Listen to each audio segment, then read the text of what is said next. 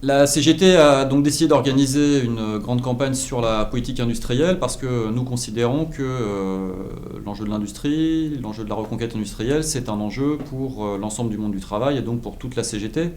En ce qui concerne le champ des services publics territoriaux, nous considérons que la bataille de l'industrie et la bataille des services publics sont absolument indissociables.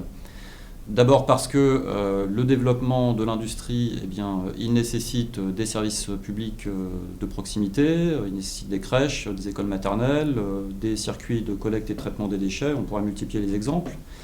A l'inverse, les services publics, ils ont besoin de financement et l'industrie et le développement économique sont générateurs de financement par l'impôt nécessaire pour le bon fonctionnement des services publics.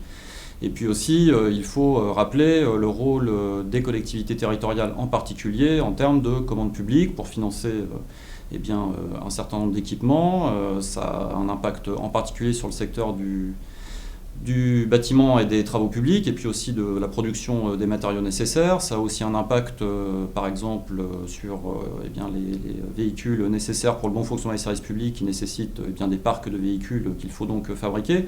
Donc voilà, les liens, ils sont vraiment importants, et la commande publique, elle a un impact extrêmement important sur la dynamisation industrielle. On l'a vu notamment avec les nombreuses suppressions d'emplois auxquelles on a assisté dans le secteur du BTP quand on a commencé à baisser les financements des collectivités locales par le biais en particulier de la baisse de la dotation globale de fonctionnement.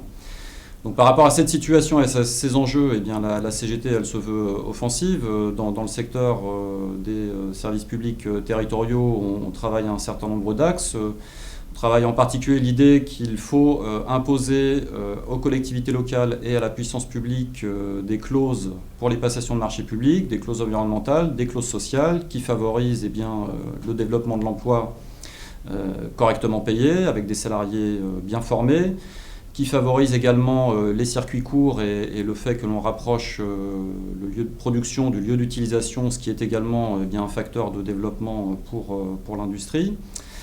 Nous pensons aussi qu'il y a un certain nombre de grands chantiers qu'on a besoin d'ouvrir et de développer. Il y a un problème crucial en France de logements sociaux. Il y a là un vrai vivier de développement de l'emploi dans le secteur du bâtiment notamment, mais aussi dans la production de matériaux de haute qualité environnementale et du coup aussi dans la recherche. Donc il y a vraiment des synergies à trouver, et les collectivités territoriales, elles ont un rôle à jouer de ce point de vue absolument capital. C'est la raison pour laquelle, c'est le troisième axe sur lequel nous travaillons.